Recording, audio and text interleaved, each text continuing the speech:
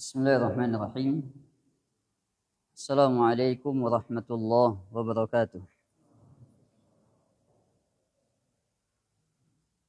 Innal hamdalillah nahmaduhu wa nasta'inuhu wa nastaghfiruhu wa natubu ilaih.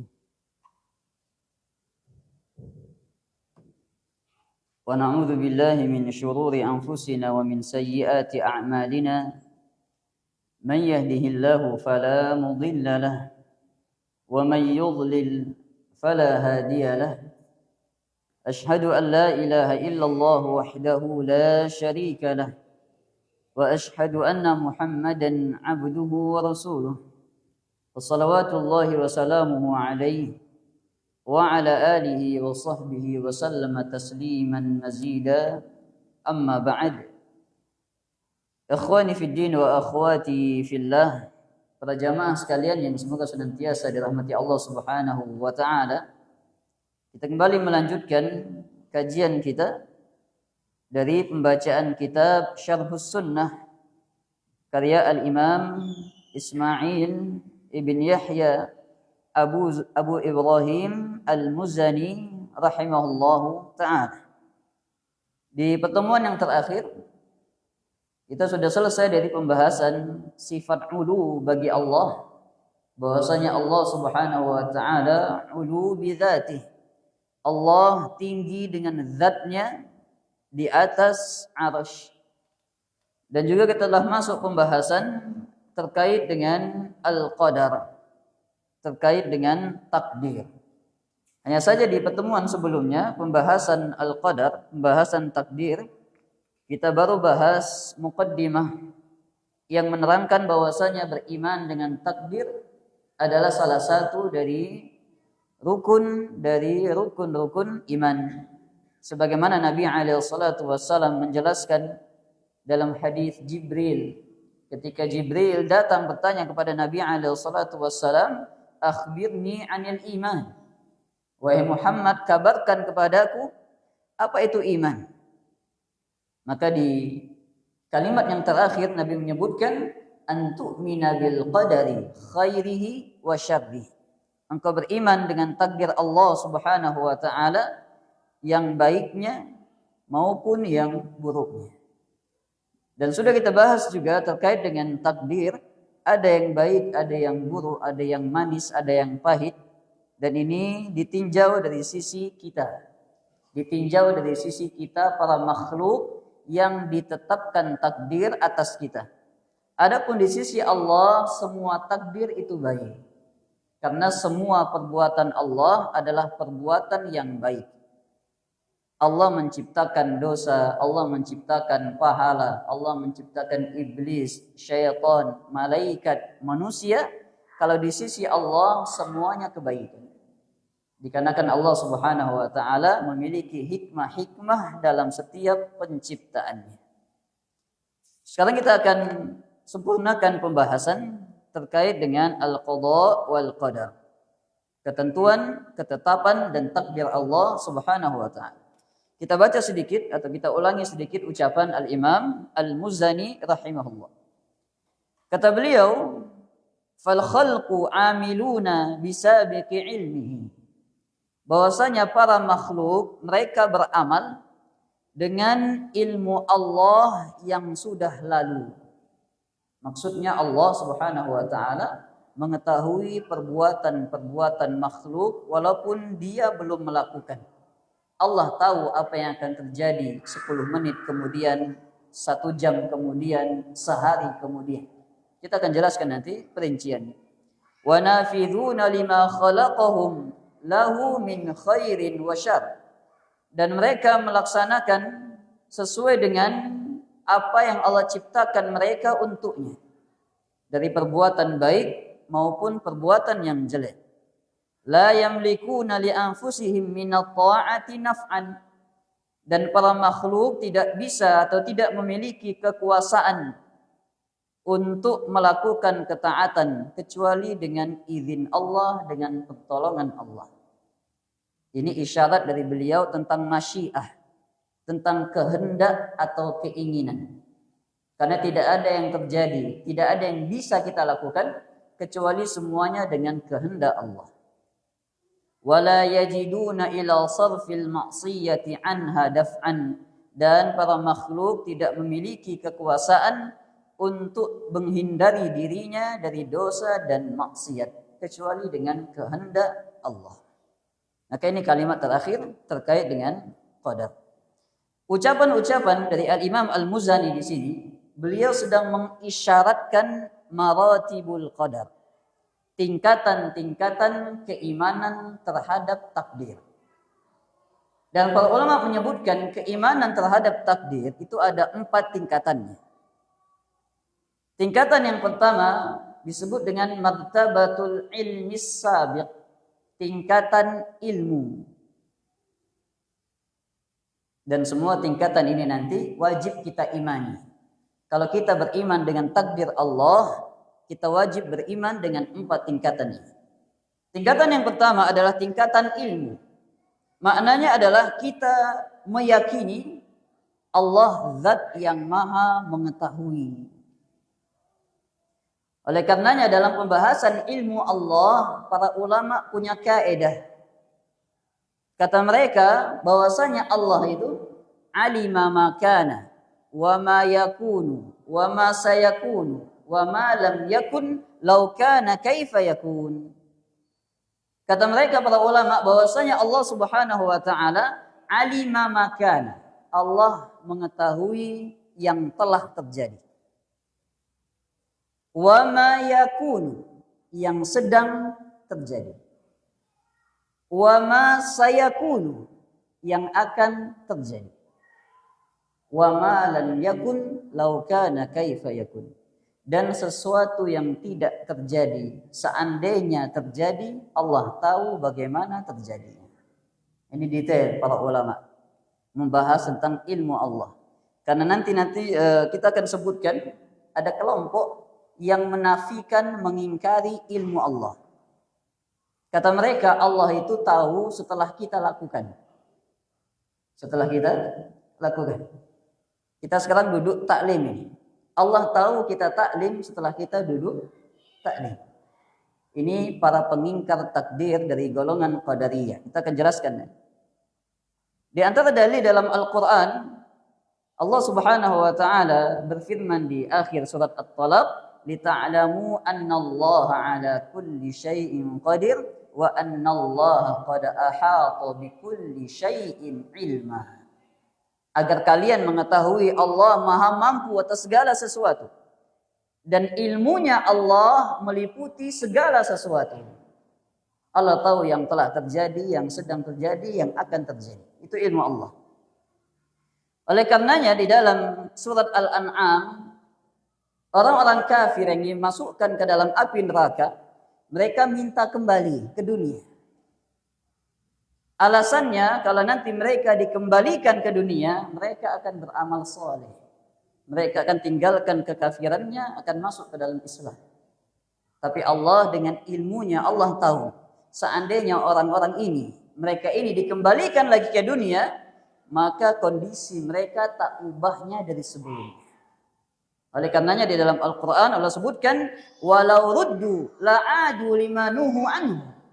Seandainya mereka ini dikembalikan ke dunia, pasti mereka melakukan hal yang sama seperti sebelumnya. Ini menunjukkan Allah tahu apa yang terjadi seandainya atau apa yang tidak terjadi seandainya terjadi. Maka ini tingkatan yang pertama. Kemudian tingkatan yang kedua adalah martabatul kitabah, tingkatan penulisan takdir.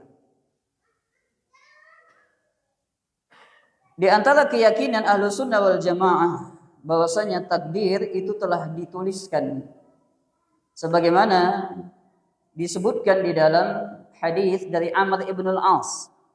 Nabi alaihi salatu wasallam bersabda, "Innallaha kataba maqadiral khalaiq."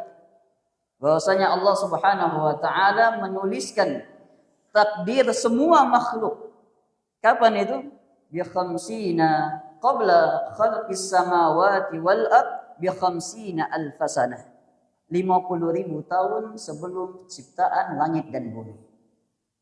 Jadi takdir kita semua ini semua makhluk yang di langit maupun di bumi, 50.000 tahun sebelum diciptakan langit dan bumi, itu takdirnya telah dituliskan di Al-Lauhul Mahfuz.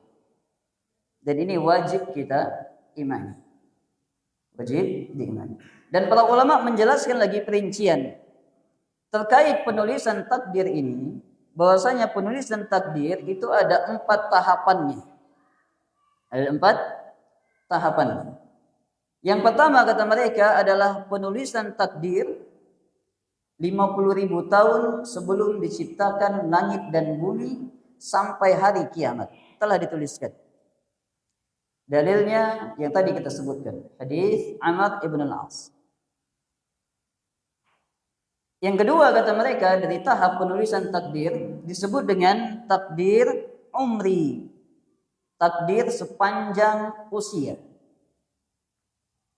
Yakni takdir terkait dengan ketika kita di dalam kandungan ibu sampai kita wafat. Ini disebut dengan takdir umri, takdir sepanjang usia. Apa dalilnya? Dalilnya dalam riwayat Bukhari dan Muslim dari Abdullah bin Mas'ud radhiyallahu taala anhu. Kata beliau, haddatsana Rasulullah sallallahu alaihi wasallam wa huwa shadiqul masduq. Rasulullah mengkabarkan kepada kami dan beliau seseorang yang benar ucapannya dan dibenarkan. Kata Nabi alaihi salatu wasallam, "Inna hadakum yujma'u khalquhu fi batni ummihi 40 yawman nutfah." Sesungguhnya seseorang di antara kalian dikumpulkan di dalam perut ibunya 40 hari yang pertama nutfah, berbentuk setetes air mani. Tsumma yakunu 'alaqatan mithla dzalik. 40 hari yang kedua jadilah dia 'alaqah. 'Alaqah artinya sesuatu yang menempel, yakni darah yang menempel di rahim seorang ibu. Tsumma yakunu mudghatan mithla dzalik. 40 hari berikutnya maka dijadikan kita berbentuk mudghah. Mudghah artinya segumpal daging. Tsumma yursalu ilaihil malak fayanfuhu fihi ruh. Setelah 40 hari yang ketiga, yakni 120 hari kita di dalam kandungan orang tua kita, ibu kita, maka dikirimkan malaikat dihembuskan ruhnya. Wa yu'maru bi 4 kalimat. Kemudian diperintahkan bagi malaikat itu menuliskan 4 kalimat untuk janin ini. Bikatbi rizqihi wa ajalihi wa amalihi wa syaqiyyun aw sa'idun. Dituliskan rizkinya. Dituliskan ajalnya. Belum lagi lahir, ajal sudah ditulis. Wa amalihi. Dituliskan amalannya. Wa syaqiyyun aw sa'idun, dituliskan apakah dia orang yang sengsara atau dia orang yang bahagia. Ini di sisi para ulama disebut dengan takdir umri, takdir sepanjang usia. Ini yang kedua. Yang ketiga, tahap penulisan takdir dikenal dengan takdir sanawi, takdir tahunan. Setiap tahun dituliskan dari takdir-takdir kita. Tepatnya di malam Lailatul Qadar. Lailatul Qadar di sisi ulama tafsir dinamakan Lailatul Qadar karena Al-Qadar itu punya 3 makna. Al-Qadar yang pertama maknanya manzilah, kedudukan. Sehingga kalau dikatakan Lailatul Qadar maknanya malam yang punya kedudukan. Makna yang kedua, Al-Qadar bermakna setara atau senilai. Dinamakan Lailatul Qadar karena malam itu setara atau senilai dengan 1000 bulan waktu ibadah. Al-Qadar yang ketiga bermakna takdir. Dinamakan Lailatul Qadar karena di malam itu dituliskan takdir seorang hamba. Dan penafsiran Al-Qadar bermakna takdir diperjelas dalam surat Ad-Dukhan. Di awal-awal surat Ad-Dukhan, Allah Subhanahu wa taala menegaskan tentang malam Lailatul Qadar. Inna anzalnahu fi lailatin mubarakatin inna kunna munzirin fiha yufraqu kullu amrin hakim. Kata Allah Subhanahu wa taala, sesungguhnya kami turunkan Al-Qur'an di malam yang penuh dengan keberkahan. Sesungguhnya kami zat yang memberikan peringatan. Fiha yufraqu kullu amrin hakim, kata Allah. Dan di malam itu diperinci semua urusan yang bijaksana. Urusan yang bijaksana itulah penulisan pencatatan takdir. Ini yang ketiga. Yang keempat adalah takdir yaumi. Takdir harian. Dalilnya surat Ar-Rahman. Allah Subhanahu wa taala berfirman, "Kulla yaumin huwa fi sya'n." Setiap hari Allah berada dalam sebuah urusan terkait dengan takdir para hamba. Jadi ini 4 tahapan dalam penulisan takdir. Bagaimana memahami 4 tahapan ini? Bukankah takdir kita sudah dituliskan 50.000 tahun sebelum penciptaan langit dan bumi? Kata mereka para ulama, takdir yang di bawahnya adalah perincian untuk takdir yang di atasnya. Jadi takdir yang 50.000 tahun diperinci dengan takdir umri. Takdir sepanjang masa. Takdir sepanjang masa perinciannya di takdir sanawi, setiap tahun. Takdir setiap tahunnya maka diperinci dengan takdir yaum, takdir harian. Maka ini keimanan yang kedua terhadap takdir, kita mengimani bahwasanya takdir kita sudah dituliskan. Ini martabah yang kedua. Para jamaah sekalian, Bapak Ibu yang semoga senantiasa dirahmati Allah Subhanahu wa taala, tingkatan yang ketiga disebut dengan martabatul masyiah wal iradah. Tingkatan kehendak dan keinginan. Pada tingkatan ini wajib bagi kita mengimani segala sesuatu terjadi dengan kehendak Allah. Segala sesuatu terjadi dengan kehendak Allah. Ini pembahasan penting karena muncul sekte yang lain yang menyimpang dalam masalah ini. Misal kalau kami tanya, kita bisa melakukan salat, itu kehendak siapa? Dengan kehendak siapa?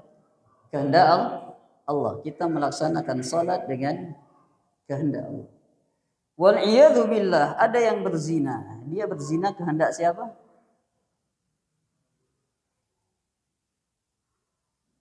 Loh. Ada yang salat, dia bisa menegakkan salat, itu kehendak siapa? Kehendak Allah. Sepakat ini? Sepakat? Sepakat. Qadarullah, ada yang berzina, waliyadu billah. Dia melakukan perbuatan zina dengan kehendak siapa? Kehendak Allah bukan? Bukan. Masya Allah. Nah, di sini penting membahas tingkatan yang ketiga. Karena di sini terjadi penyimpangan 2 sekte. Ada yang berkata bahwasanya orang yang melakukan perbuatan dosa itu bukan kehendak Allah, itu kehendak dia sendiri. Bukan kehendak Allah, tapi dia sendiri yang menciptakan perbuatan. Ada sekte yang kedua berkata bahwasanya perbuatan apapun yang kita lakukan, kita ini dipaksa oleh takdir. Sehingga kalau dia berzina, jawabannya qadar Allah, takdir Allah. Dia tidak salat, qadar Allah, takdir Allah. Ini sekte yang lain lagi. Kita akan jelaskan nanti di akhir pembahasan. Terkait dengan kehendak dan keinginan, bahwasanya kita wajib meyakini segala sesuatu yang terjadi dengan kehendak Allah, baik sesuatu yang baik maupun sesuatu yang buruk. Ini yang perlu dipegang dulu. Terjadinya segala sesuatu yang baik maupun yang buruk, semuanya dengan kehendak Allah. Dalilnya adalah firman Allah di akhir surat At-Takwir, "Wa ma tasyauna illa ayyasha Allah rabbul alamin." Wa ma tasyauna, tidaklah mereka manusia berkehendak atas sesuatu illa ayyasha Allah, kecuali kehendak kita itu di bawah keinginan dan kehendak Allah Subhanahu wa taala, Rabb semesta alam. Sehingga tadi ada yang salat, ada yang berzina, ada yang membunuh, ada yang puasa, semuanya terjadi dengan kehendak Allah. Dan itu perlu diyakini. Ini yang ketiga. Yang keempat adalah martabatul khalq, tingkatan penciptaan. Maknanya semua perbuatan kita adalah ciptaan Allah Subhanahu wa ta'ala. Jadi apapun yang kita lakukan, membaca, menulis, semuanya adalah makhluk, semuanya ciptaan Allah. Karena nanti akan ada sekte yang mengatakan manusia bisa menciptakan perbuatannya sendiri. Kata mereka, kalau perbuatan baik itu ciptaan Allah, tapi kalau perbuatan buruk itu ciptaan kita.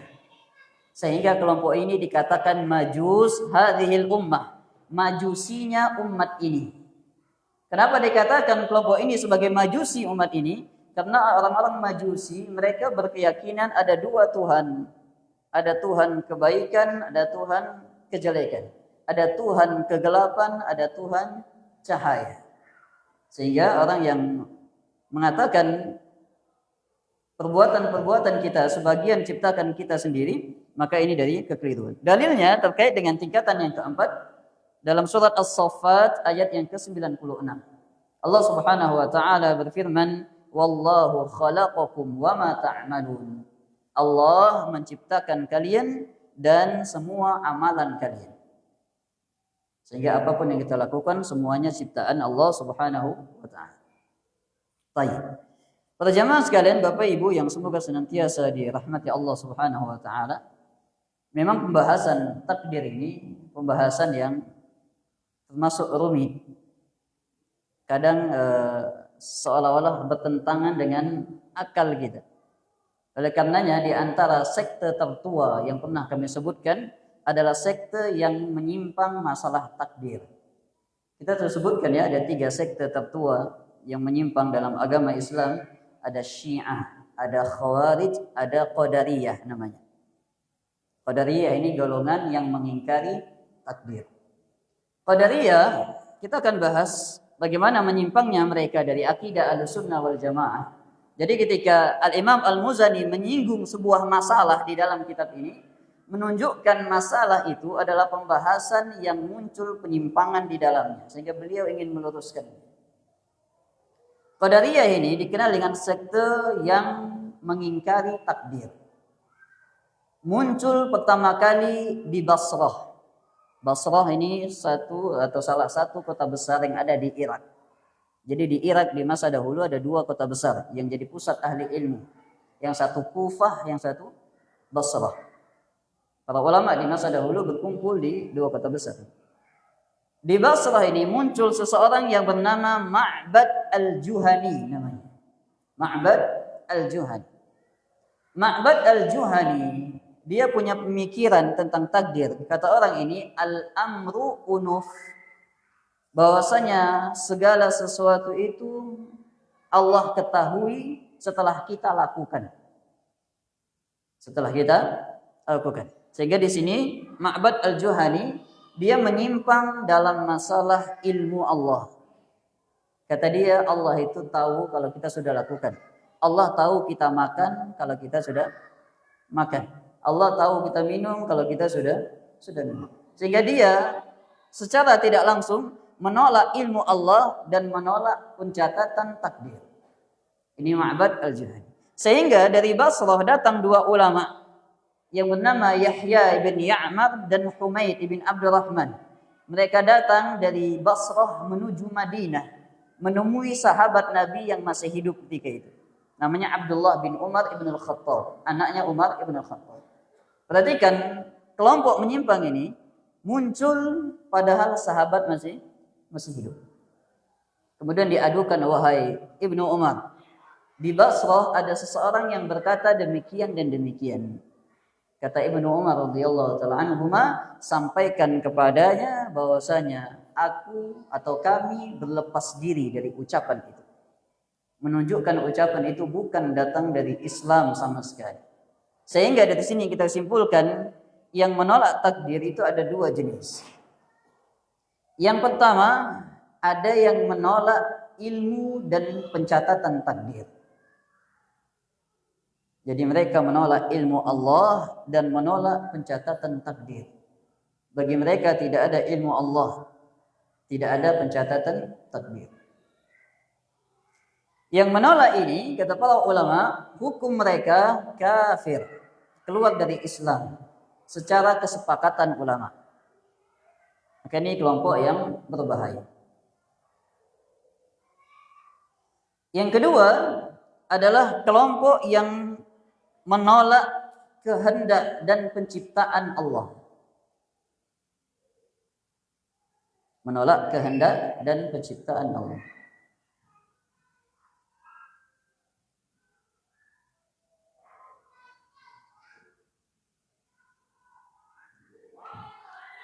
Nah, maka ini dua kelompok besar yang menyimpang masalah takdir.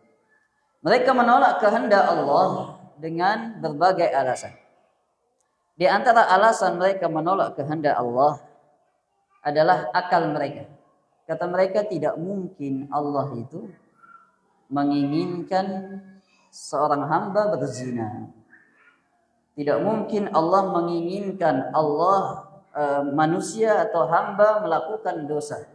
Kalau kita melakukan dosa dengan kehendak Allah, berarti Allah menginginkan kita berdosa. Sehingga keinginan Allah ini kita tolak saja. Jadi kalau kita melakukan dosa, itu murni keinginan kita sendiri, tidak ada kehendak Allah di sini. Maka ini pemikiran dari orang-orang yang menolak kehendak dan keinginan. Dan di antara kelompok yang menyimpang dalam masalah ini dikenal dengan Jabriyah. Jabriyah, mereka punya pemahaman manusia itu majbur. Manusia atau hamba itu dipaksa menjalani takdir. Seperti bulu yang diterbangkan oleh angin. Angin ke kanan, dia ke kanan. Angin ke kiri, dia ke kiri. Kelompok ini ekstrim dalam menetapkan kehendak Allah. Kata mereka, apapun yang terjadi pada kita, itu kita dipaksa oleh takdir. Itu semuanya kehendak Allah. Jadi kalau saya tidak sholat, ya qadar Allah. Kalau saya tidak puasa, ya qadar Allah. Kalau saya, semuanya qadar Allah. Maka kata sebagian ulama, kalau ada orang punya pemikiran demikian, dia melakukan dosa berhujjah dengan takdir, dia telah terindikasi memiliki pemahaman Jabriyah, maka ambil kayu pukul kepalanya. Kalau dia marah, katakan qadarullah. Ini ketika segala sesuatu disandarkan dengan takdir. Sehingga para ulama mengatakan boleh seorang itu berhujjah atas dosa yang dilakukan dengan takdir kalau dia sudah bertobat. Misal ada orang ini, dia sudah 5 tahun tidak sholat. Kemudian dia bertobat dan kembali sholat. Ditanyakan, kenapa dulu antum tidak sholat? Qadarullah. Boleh? Boleh. Kenapa? Karena dia sudah bertobat dari dosanya. Sehingga tidak boleh seorang hamba itu berhujjah dengan takdir Allah pada dosa yang dia lakukan tapi dia belum bertobat. Kalau dia sudah tobat maka diperbolehkan. Apa dalilnya? Dalilnya adalah kisah perdebatan antara Musa dan Nabi Adam alaihissalam. Disebutkan dalam Sahih Bukhari dan Muslim bahwasanya Nabi Musa dan Nabi Adam berdebat. Apa perdebatannya? Perdebatannya adalah ketika Nabi Musa komplain kepada Nabi Adam alaihissalam. Kata Nabi Musa, wahai Adam, bukankah engkau telah diciptakan dengan kedua tangan Allah, sudah ditempatkan engkau di dalam surga. Tapi kenapa engkau mengeluarkan kami dari surga? Maksudnya Nabi Musa alaihissalam, dulu kan kita kampungnya di surga. Tapi kenapa engkau membuat kita keluar dari surga dan tinggal di dunia? Kata Nabi Adam alaihissalam, apakah engkau menebatku pada sesuatu yang sudah Allah tuliskan, yang sudah Allah takdirkan? Secara tidak langsung Nabi Adam menjawab ucapan Nabi Musa dengan kalimat qadarullah, sesuatu yang sudah Allah takdirkan. Di sini Nabi Adam alaihissalam berhujjah dengan takdir karena Nabi Adam sudah bertaubat dari kesalahannya.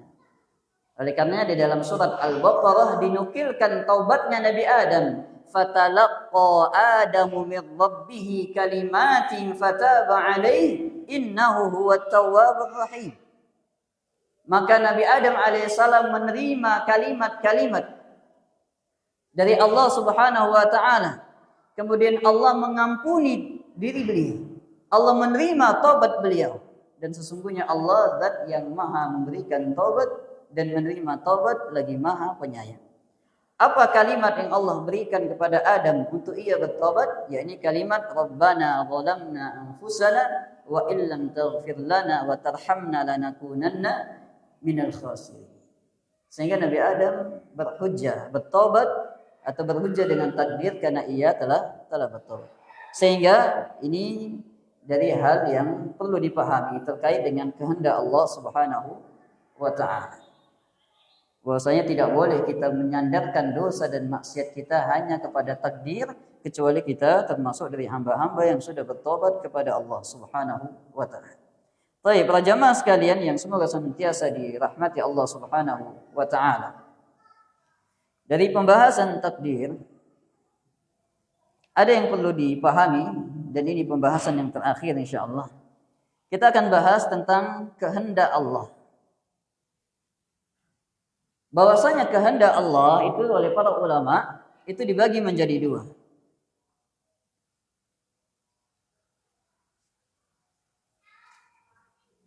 Yang pertama disebut dengan iradah syar'iyyah. Kehendak Allah yang syar'i. Kehendak Allah yang syar'i namanya. Apa itu kehendak Allah yang syar'i? Yakni maknanya segala sesuatu yang Allah cintai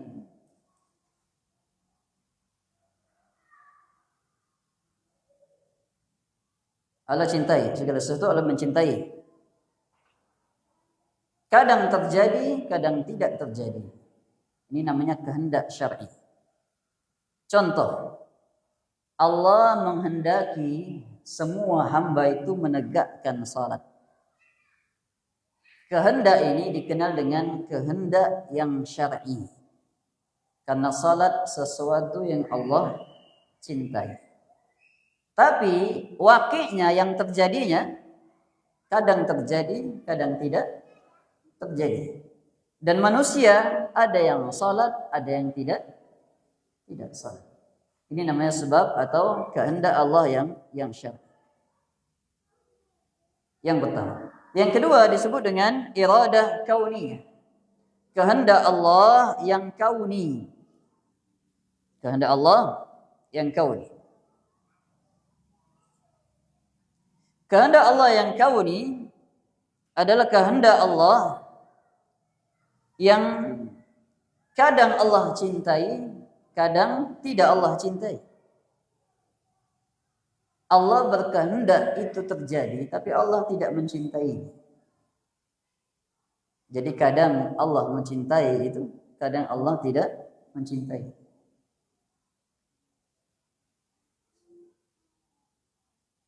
Nah, dari sini, dari dua jenis kehendak, kita bisa pahami segala sesuatu dengan kehendak Allah Subhanahu wa taala. Ada yang salat, ada yang berzina, semuanya dengan kehendak Allah. Hanya saja nanti barulah kita masukkan ini kehendak yang mana.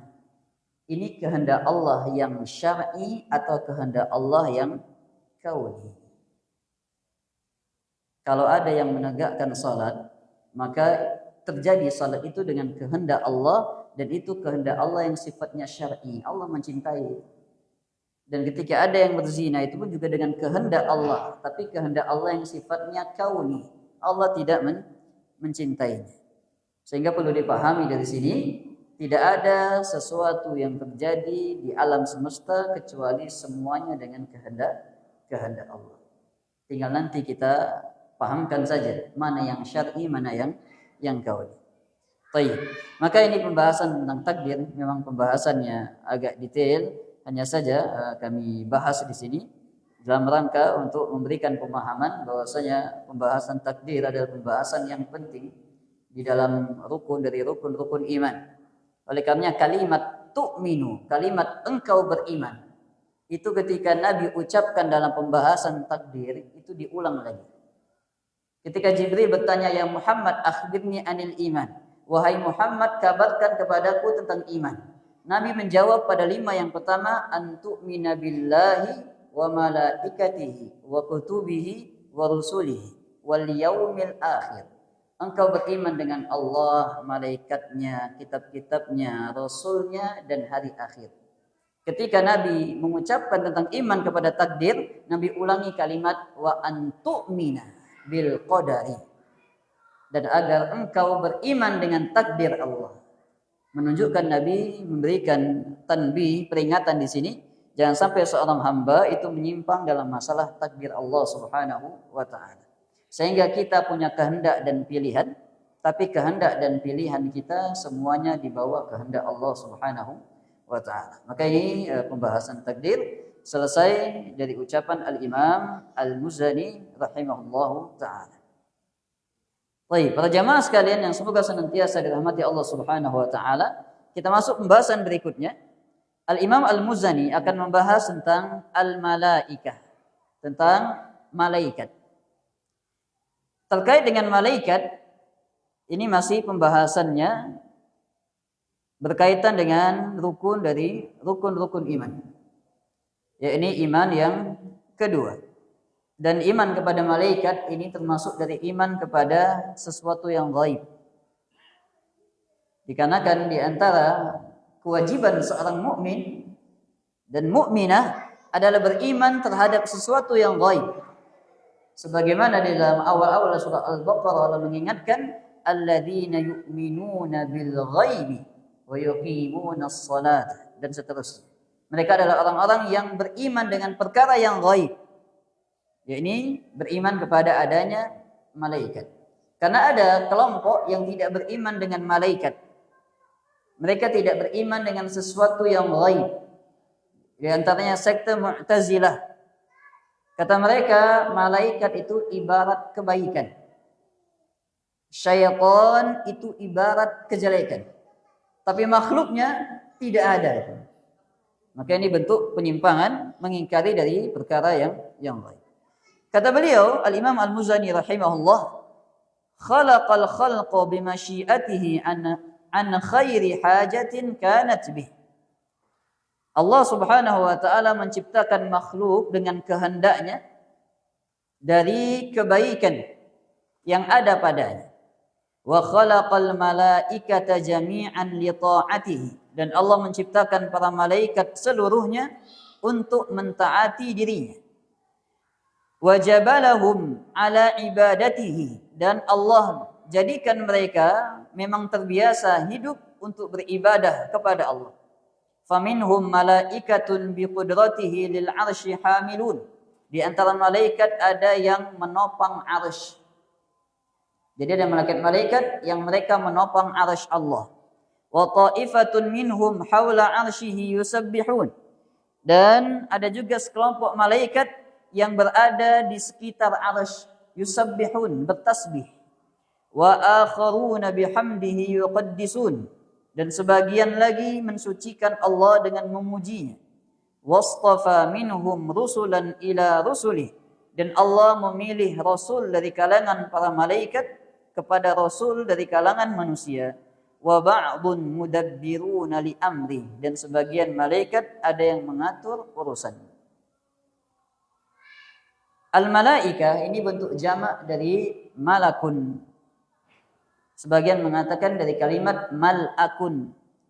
Mal'ak jamaknya malaikah, artinya malaikat.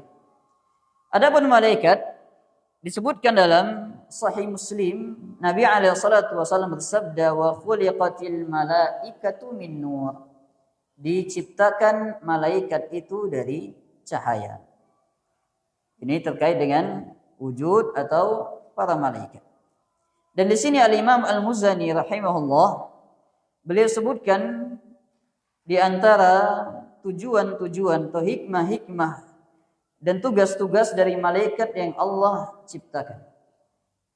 Dan perlu dipahami, ketika Allah menciptakan malaikat, bukan berarti Allah butuh bantuan mereka.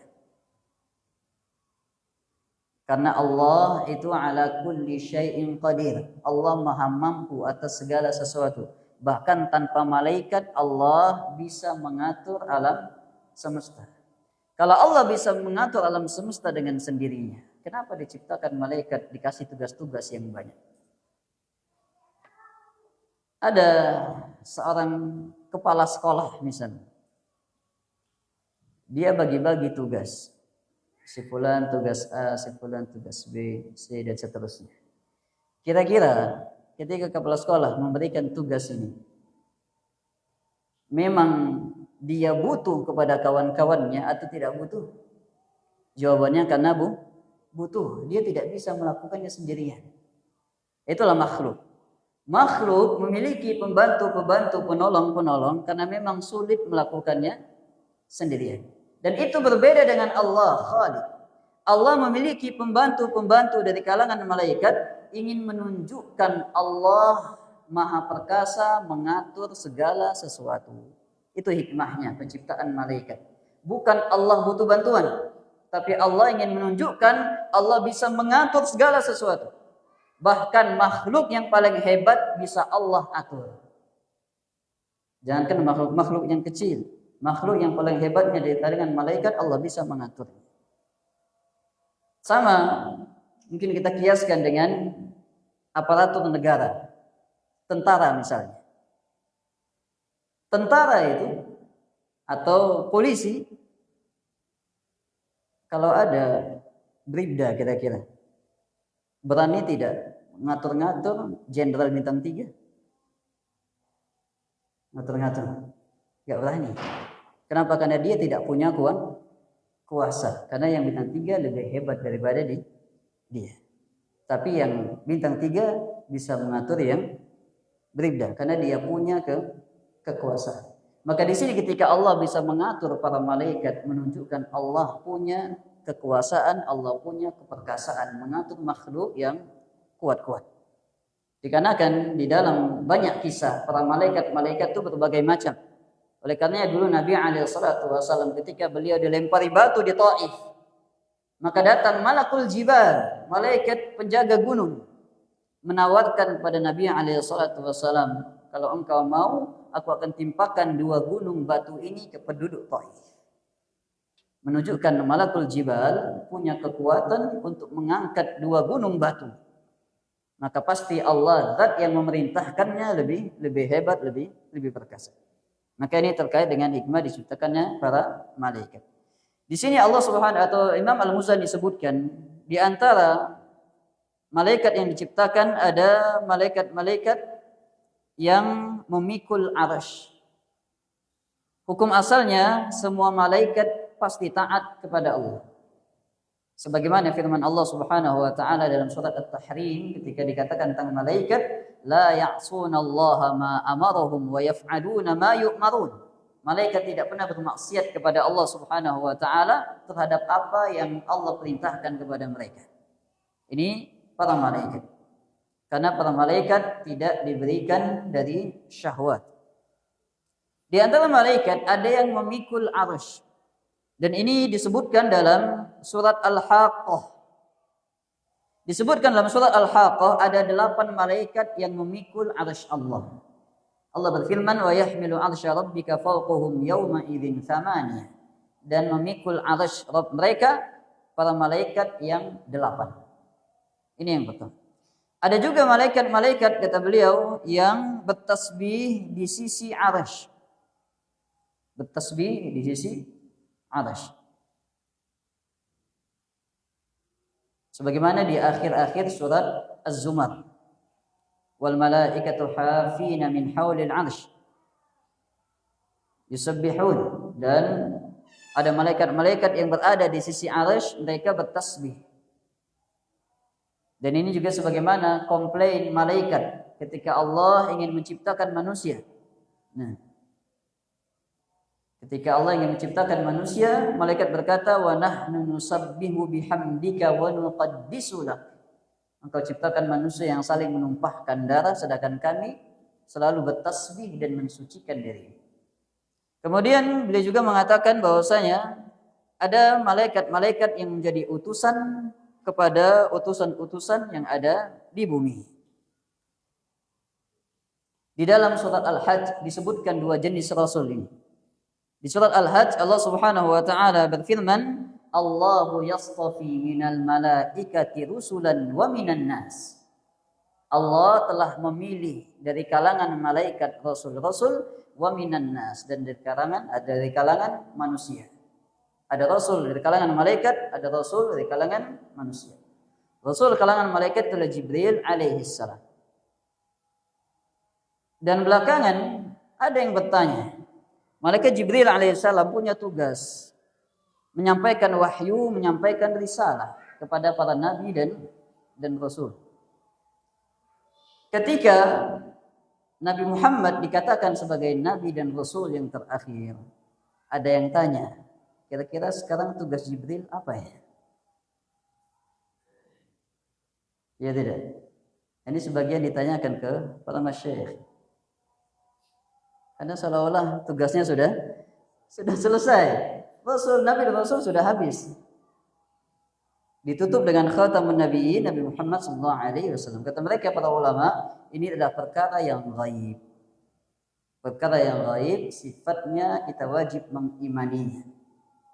Allah ciptakan malaikat Jibril menyampaikan wahyu, dan wallahu alam setelah wafatnya Nabi Muhammad SAW, mungkin Allah Subhanahu wa taala punya sesuatu yang lain terkait dengan malaikat Jibril, sehingga dari hal yang tersebut tidak perlu lagi kemudian ditanyakan. Kemudian wa ba'dun mudabbiruna li amri. Kemudian ada malaikat-malaikat yang mengatur urusan.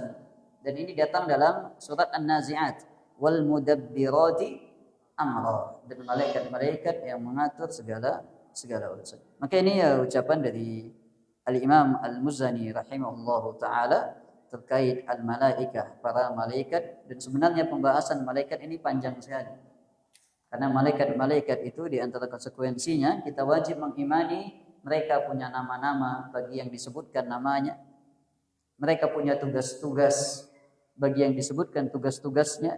Hanya saja kalau kita bahas, ini menjadi pembahasan yang terlalu panjang. InsyaAllah untuk pembahasan malaikat, pembahasan yang dimaklumi. Adapun pembahasan berikutnya kita akan bahas di pertemuan mendatang terkait dengan Adam alaihissalam. Penciptaan Nabi Adam alaihissalam.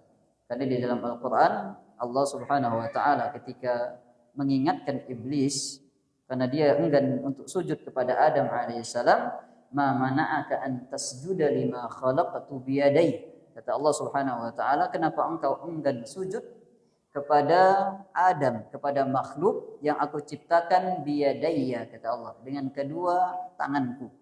Di sini Allah menetapkan sifat tangan untuk dirinya.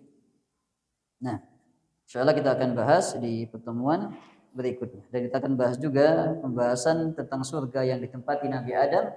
Apakah sama dengan surga yang nanti ditempatkan oleh orang-orang yang akan kembali ke dalam surga. InsyaAllah akan datang pembahasannya. Wallahu ta'ala a'lam bis-shawab. Wa sallallahu ala nabiyyina Muhammad wa ala alihi wa sahbihi wa sallam. Subhanakallahumma wa bihamdika asyhadu an la ilaha illa anta astaghfiruka wa atubu ilaik. Tafaddalu hafizakumullah. Assalamualaikum warahmatullahi wabarakatuh.